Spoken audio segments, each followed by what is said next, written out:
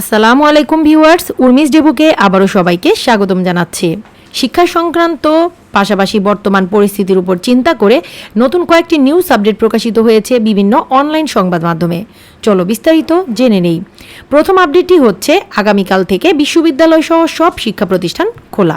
আগামীকাল মঙ্গলবার থেকে সব অফিস ও শিক্ষা প্রতিষ্ঠান খোলা থাকবে। আজ সোমবার রাতে এক সংবাদ বিজ্ঞপ্তিতে এ তথ্য জানিয়েছে আন্তঃবাহিনীর জনসংযোগ পরিদপ্তর। আরেকটি নিউজ আপডেটে জানা গেছে আইএসপিআর জানায় আজ সোমবার রাত 12টা থেকে মঙ্গলবার ভোর 6টা পর্যন্ত কারফিউ বলবৎ থাকবে। মঙ্গলবার সকাল থেকে বাংলাদেশের সব সরকারি, আধা সরকারি, স্বায়ত্তশাসিত, আধা স্বায়ত্তশাসিত বেসরকারি প্রতিষ্ঠান, কলকারখানা, স্কুল, কলেজ, মাদ্রাসা, বিশ্ববিদ্যালয় সহ সব শিক্ষা প্রতিষ্ঠান খোলা থাকবে।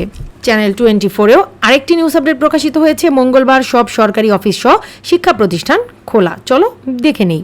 আগামীকাল মঙ্গলবার থেকে বাংলাদেশের সব সরকারি, আধা সরকারি, স্বায়ত্তশাসিত, আধা স্বায়ত্তশাসিত বেসরকারি প্রতিষ্ঠান, কলকারখানা এবং স্কুল, কলেজ, মাদ্রাসা, বিশ্ববিদ্যালয় সহ সব শিক্ষা প্রতিষ্ঠান খোলা থাকবে। তার মানে একই নিউজ প্রতিটি অনলাইন পত্রিকাতে প্রকাশিত হয়েছে। সোমবার 5 আগস্ট রাতে এক বার্তায় এ তথ্য জানায় আন্তঃবাহিনী জনসংযোগ পরিদপ্তর। তাহলে তোমরা এতটুকু বুঝতে পারলে যে আমাদের দেশের বর্তমান পরিস্থিতি বিবেচনা করেই শেষ পর্যন্ত সেনাবাহিনী আগামীকাল থেকে সব সরকারি অফিস সহ শিক্ষা প্রতিষ্ঠান খোলা রাখার সিদ্ধান্ত দিল। দেখা যাক এরপর পরিস্থিতি কোন দিকে যায়। আজ এ পর্যন্তই বন্ধুরা, আবারও দেখা হবে নতুন কোনো ভিডিওর আপডেট নিয়ে। তাই বিদায় নিচ্ছি আজ। আল্লাহ হাফেজ।